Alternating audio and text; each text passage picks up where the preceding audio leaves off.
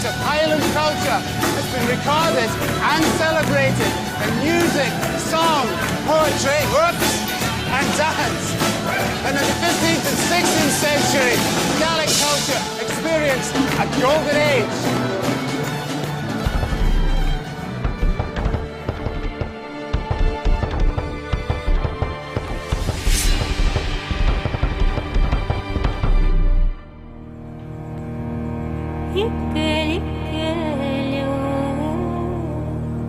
Through the ages, the Highlands and Islands of Scotland have given rise to unique and beautiful forms of cultural expression. But they've also been the scene of extraordinary brutality. Terrible atrocities were committed here during the 16th century as rival clans battled for supremacy. This was a time of fighting and feasting. Great victories were celebrated in extravagant style. It was a high point for Gaelic culture, but one stained with blood. One clan in particular flourished during this violent chapter in Scotland's history, and their name? MacLeod. I'm making a personal journey beyond the myths and the tartan to uncover the real history of Scotland's Highland clans. For me, the story of Clan MacLeod starts here at Dunvegan Castle on the Isle of Skye, one of the most enduring symbols of clan power anywhere in the Highlands. Dunvegan has been occupied by the chiefs of Clan MacLeod for over 800 years. Renowned for its great artists as well as its great warriors, in its heyday, Dunvegan was the cultural capital of the Gaelic-speaking world. The chiefs of Clan MacLeod felt that it was their duty to support and to encourage the arts. They surrounded themselves with poets and musicians and storytellers to entertain their guests at lavish feasts for which they became increasingly famous. Dunvegan's association with great banquets and exquisite music goes back to the beginning of the 16th century, when one man turned the MacLeods into a powerful clan that would take on all its rivals. His name was Alistair Croteach. In the year 1500, Alistair Croteach MacLeod became the 8th chief of Clan MacLeod. If Dunvegan on Skye was his capital city, the Isle of Harris on the other side of the Minch was MacLeod's ancestral and spiritual home. Legend has it that he was named Croteach, Gaelic for hunchback, because of a sword cut to his shoulder received while fighting his bitter rivals, the MacDonalds. He was both a great warrior and a champion of Gaelic culture. Today there's evidence of both at St Clement's Church on Harris, a 15th century architectural gem and the final resting place for a man thought by many to be the MacLeod's greatest chief. Well, a lovely space. I've never been here before, and it's a place I've always wanted to visit. Now, it's very important in the history of Clan MacLeod because for generations the chiefs of Dunvegan and Harris were buried here. Because the one that we want is the most powerful of them all, Alistair Croteach. Now this, I think, must be his tomb because it occupies, well, kind of prime site, if you like, in the church. It's on the south side, beside where the altar would have been, and it's a beautifully ornate piece of carving, wonderful stonework. Down here, we've got an inscription in Latin, Hic Loculus, that's here lies the body of Alexander. Alexander, that's English for the Gaelic Alistair. MacLeod. So there's no doubt that this is the tomb of Alistair Croteach. Over here, a castle that looks remarkably like Dunvegan Castle.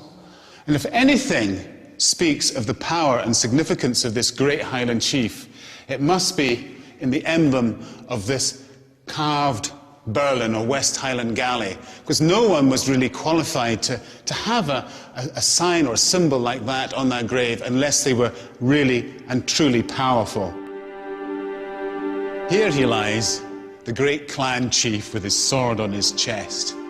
And looking at this tomb, I get the feeling that Alistair Crotach was more than just a great fighter, more than just a powerful military figure. This magnificent work of art was commissioned by him, and that indicates to me that Alistair Crotach was a man of culture and a man of sophistication. The wealth to build such a lasting memorial came from Alistair Crotach's ability to control a critical resource: land. The chief of the MacLeods of Dunvegan and Harris controlled some of the richest land in the Highlands, and what he had, he would flaunt.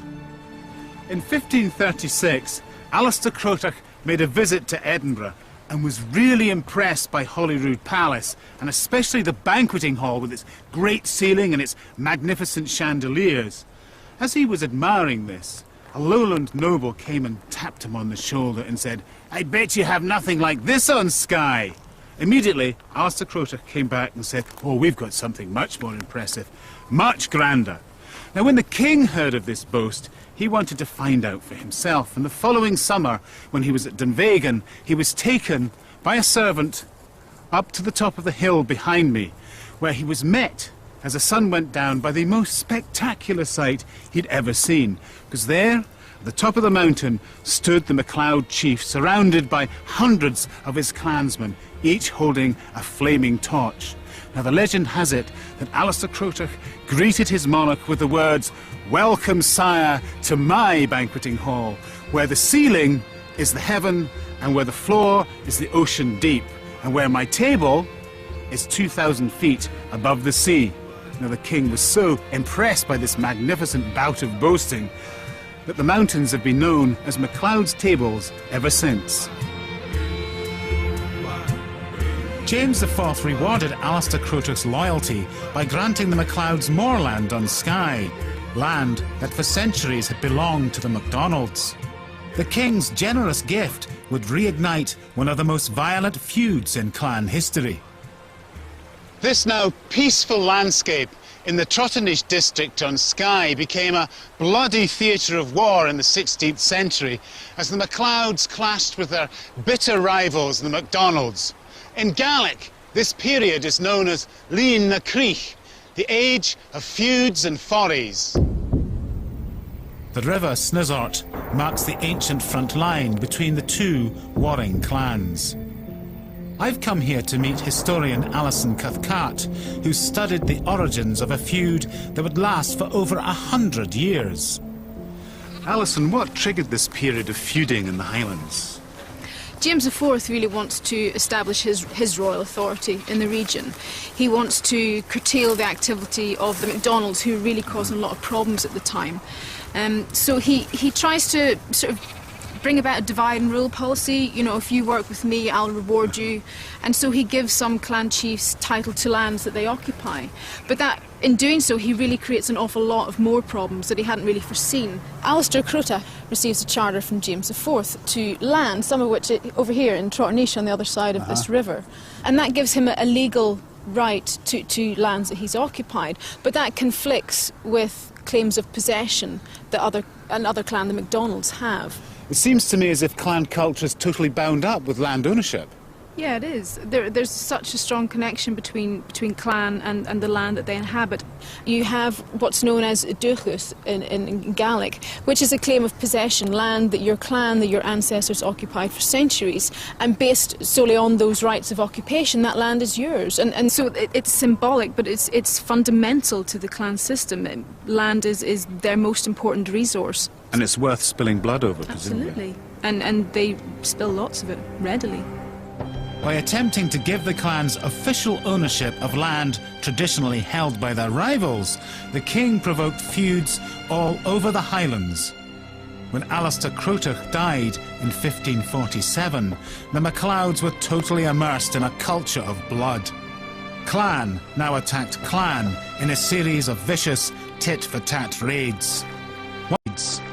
One of the most notorious incidents took place here at Trumpon Church in 1578.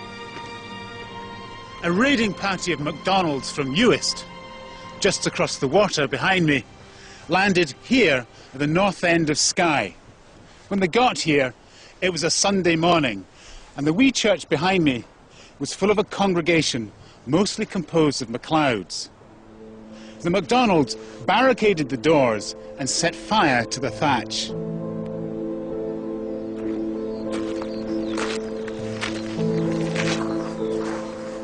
As the flames and the smoke took hold, the MacLeods inside desperately tried to escape through these small windows, but the MacDonalds outside cut them down.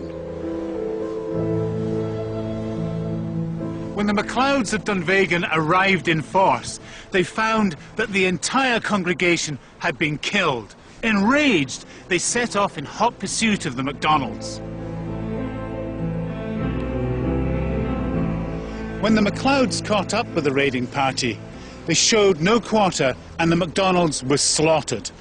The MacLeods then dumped the bodies alongside an old stone wall and pushed it over to cover up the dead. It's said that for years afterwards, the bones of the MacDonalds could be seen protruding through the stones. And the entire episode is known in MacLeod legend as the Battle of the Spoiled Dyke. The MacLeods celebrated their victories at great feasts at Dunvegan Castle. And great feasts required plentiful supplies of food and drink, sometimes more than a clan could provide for itself. Warring clans not only wanted their enemy's land, they wanted the crops and livestock which stood on it.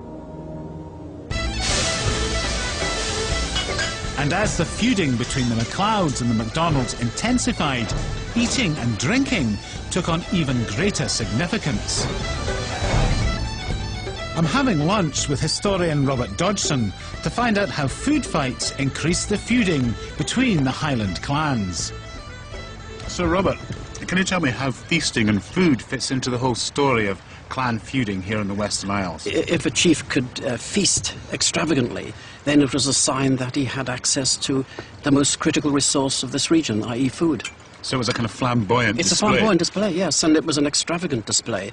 If you lived in a world of scarcity, then the capacity of a chief to feast was a mark of your standing and your status. How big were these feasts? They could go on for days. For days? Yes, for days. Until the food ran out? Yes, or until people were simply exhausted from the constant drink and eating. What kind of food would have been laid out on the banqueting tables 2-3 centuries ago? We know that the average Highlander couldn't afford to kill his cattle for meat in the way that a clan chief could. And certainly if cattle were gained by feuding, there would be an added appetite. So it seems that there's more to clan feuding than just killing each other. Absolutely. Just like today, you can see wars as resource wars, people fighting over key resources like oil. So also can you see clan feuding as, in a sense, a fighting over resources. Food played a key part. You were diminishing the capacity of rival clans to maintain the people whilst enhancing your own ability. If you look at detailed descriptions of clan feuds, they stress the amount of theft going on, theft of cattle in particular. At the same time, they were destroying the standing crops of the townships they were raiding. And so in a sense, you could say they were diminishing the capacity of one clan to engage in feasting whilst enhancing their own.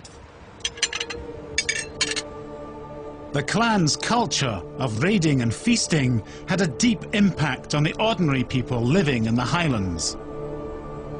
By the beginning of the 17th century, Skye had endured generations of bitter feuding. A contemporary historian wrote that local people had been reduced to such a state they were forced to eat horses, dogs, cats and other filthy beasts. Now, I'm not sure how accurate this is, but it does make the point that life here was pretty rough during the time of feuds and forays. In 1601, Ruairi Moore, the 15th chief of the MacLeods, tried to end the feud not on the battlefield, but in the marriage bed. He offered the hand of his sister to the chief of the MacDonalds on Skye, Donald Gorm, but his plan ended in yet more fighting. George Macpherson is a Shenachie or clan storyteller. He's taking me to Corrin and Creech, where the feud between the MacLeods and the MacDonalds came to a bloody climax. George, when did the feud between the MacLeods and the MacDonalds on Skye come to a head? Well, it all came to a head in 1601 with a hand fasting. What is hand fasting? Well, handfasting was a contract entered into between two parties, whereby they would remain as man and wife for a year and a day. And if in that time the woman produced an heir, then it would be turned into a marriage. So this handfasting was designed to end the feud between the MacLeods and the MacDonalds. Was it successful? No, it wasn't. After the year and a day, Donald Gorham sent Rory Moore's sister back to him. He had discovered that she was blind in one eye, so he sent her back, tied backwards on a one-eyed horse, led by a one-eyed servant with a one-eyed mongrel dog trotting behind. Well, that's a great insult. It was a huge insult, and of course it was intended as such to aggravate the situation, and it led eventually to the War of the One-Eyed Woman. The two clans were now engaged in an all-out battle for supremacy. After a year of intense fighting, the War of the One-Eyed Woman reached a violent finale when the MacLeods and the MacDonalds clashed here in this glen. After a tremendously bloody fight, there was hundreds killed on each side. The MacLeods had to give way and retreat back to Dunvegan Castle. But so much blood was spilled that the river we can see down here was called Altgerad Bic, the Little Red River. Although the MacLeods lost the Battle of Corrin and Creech, the War of the One-Eyed Woman ended without a winner. The conflict was so destructive, the king intervened, and after more than 100 years of feuding, the two clans were forced to sign a ceasefire agreement. Corrin and Creech wasn't just the last battle to be fought between the MacLeods and the MacDonalds on Skye, but it was also the last clan battle to be fought anywhere in Scotland. And in true Highland style, what better way to mark the end of a long and bloody feud than by throwing a big party?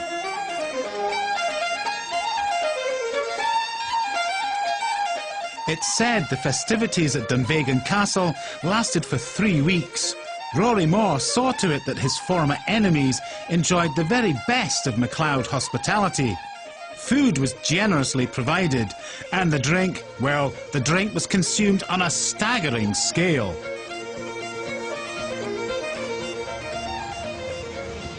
Neil MacVurich, one of the MacDonald's legendary bards, noted that there was no stinting of the generous wine which would overcome the hardiest of heroes, and that 20 times drunk were we each day, nor did we rebel against it. But it was the playing of the bagpipes and the pibroch that cemented the clan's newfound friendship. The MacLeods and the MacDonalds had finally come together in peace, and the terrible cost of their bitter feud was expressed in the haunting music of the pipes. Rory Moore's renowned piper, Donald Moore McCrimmon, played the MacDonalds into Dunvegan with a pibroch that's still played today by his descendant Callum. Nice one. That was an excellent piece of music, Callum. Does it have a name? It's called MacLeod's Controversy. This tune was written by Donald Moore McCrimmon, more as a reminder of the feuding that had been done, I think, rather than a celebration of it finishing. Now, you're a McCrimmon yourself. What's it like playing this piece of music today in the 21st century? It gives you an insight into, hopefully, what was going through that composer's mind at the time. MacLeod's Controversy, I feel, is quite a sad tune and reflects the bad times that were shared between the MacDonalds and the MacLeods for over 100 years. The MacLeods had survived the brutality of the age of feuds and forays, but they were about to face a much more insidious attack, one that would have a deep impact on all the Highland clans. In the early 1600s, James VI of Scotland devised a plan to end clan feuding once and for all. He forced clan chiefs to sign a series of acts designed to curb the lifestyle and traditions they'd enjoyed for generations. Now ruler of Scotland, England and Ireland, King James was strapped for cash. He wanted the Highland clans to help fill the royal coffers. In order to do this, he first had to bring the culture of feuding and feasting to an end. Signed in 1609, the Statutes of Iona were the first salvo in a sustained attack on the Highland clans. Under threat of imprisonment, Rory More MacLeod agreed to this code of conduct that bound him to keep the peace. Above all, the statutes were designed to convert his warriors into farmers and fishermen. An original record of the statutes still exists and is kept at the National Archives of Scotland, where I met historian Alan McInnes. Alan, what's in the box? What's in the box? We actually have the famous or infamous Statutes of Iona. What kind of restrictions are being put in place here? The general statutes will specify that drink is to be curtailed, there's not to be excessive drinking, cutting the number of weapons and such things. But the other more important point than actually restrictions is that you have this problem of what do you do with fighting men? How do you make them productive? And what the statutes are saying is that these people should be declared redundant, as should be other parasitical poet classes. Like the bards? Like the bard, but they didn't contribute to the working of the land. So what this statutes led to, and where there's a much more profound change, is the statutes put emphasis on the productive use of land. Rather than a culture of display? Estate management rather than display. And what did James VI hope to achieve by this? The Highlands and the West Highlands has been a particularly violent area, and James wishes to curtail this, to curtail the notion of the feuds, the desperate feuding between, for example, the MacLeods and the MacDonalds. So the king saw the Highland chiefs as being barbarous and uncivilised in some way? He saw them as being a propensity towards violence, a propensity towards barbarity, a propensity towards excessive drink. And he wanted to control this. We can see here the reference to the shipping of wine. That is to curtail the import of luxuries such as wines and brandies. Now, it's interesting that he singles out feasting and drinking as part of the problem. In what sense would you say that this was an attack on Gaelic culture? The state is no longer prepared just to let things go in the peripheries. It wants to keep an eye, keep a check on things. The statute signposts a change in attitude by the state, a state that can now coordinate resources in London, Dublin and Edinburgh to change the world completely for the likes of Rory More. And so it was a testing time. It became a standard of which you could judge chiefs. Are they good citizens or are they not? And Rory More eventually died a good citizen, having been a warlord for most of his life. The Statutes of Iona marked the beginning of the end for the old clan system. They were followed in 1616 with another set of even tighter restrictions on the Highland clan chiefs. From now on, clan feuds were settled in the courtroom rather than on the battlefield. The pen had become mightier than the sword, but despite the king's attempts to curb the lifestyle of the clan chiefs, Gaelic culture actually flourished, and by the end of the 1600s was experiencing a golden age. Whilst the fighting was curtailed, celebration through music, poetry and song continued. Under the patronage of the MacLeods, there was an explosion of creativity that helped establish a tradition which remains strong to this day. And nowhere is this more evident than on Skye. Singer and musician Mary Ann Kennedy is keenly aware of just how close we came to losing a unique part of our national identity. Mary Ann, as I understand it, the monarchy in Edinburgh had a deliberate policy of unpicking Gaelic culture. How successful was it? The Statutes of Iona set about anglicising or de-Gaelicising the Highlands of Scotland by taking away all the elements that contributed to that culture, to that clan system, to the structure that allowed these people and that life to exist. And I suppose in many ways it was successful. It attacked the family system of the clan chiefs, it attacked language, it attacked their ability to control their own individual little worlds.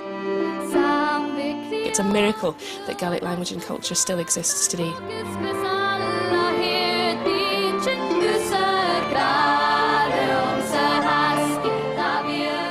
The whole system of patronage of the arts, it wasn't just about creating music and song, it was an assertion of identity. And in doing that, it's a very difficult thing to get rid of. A person will be a person, a people will be a people, and they will find a way of asserting that about themselves.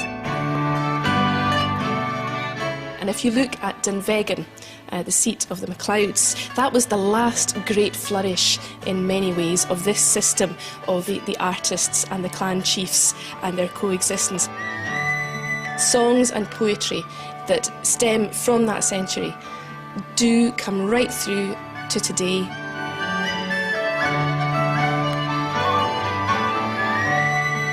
Gaelic culture has always been a celebration of life in the Highlands and Islands, but its role is not always reserved for joyous occasions. Today, the clan piper is lamenting the passing of the 29th MacLeod chief, who now rests here with his ancestors at Kilmuir Church near Dunvegan.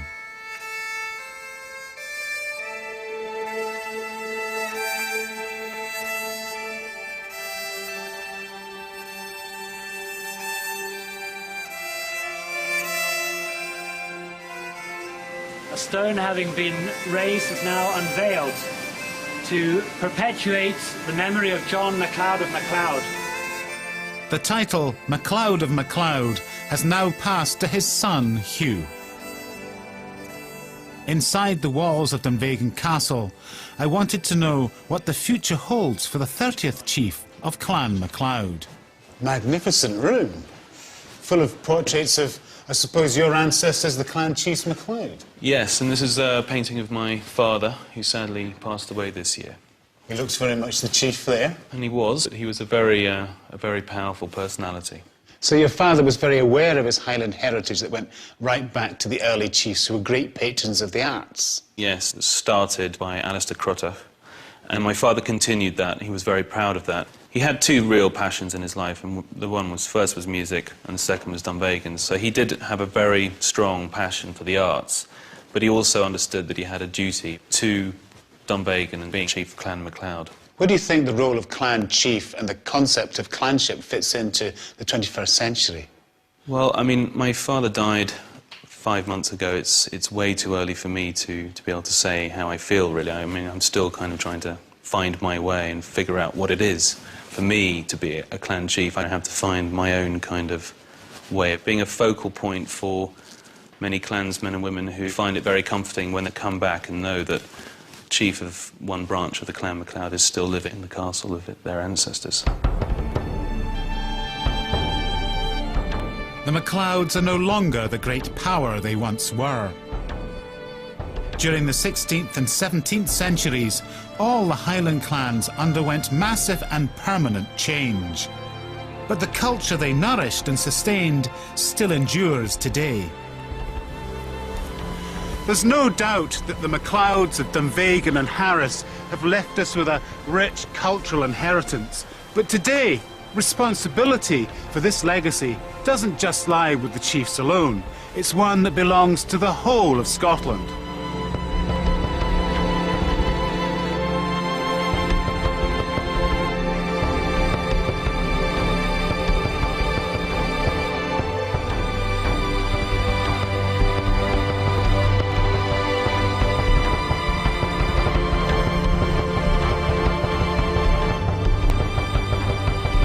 Panorama on BBC One Scotland now investigates if Britain could be heading for a financial crisis similar to that in the US. Here on BBC Two Scotland, Nigella's next.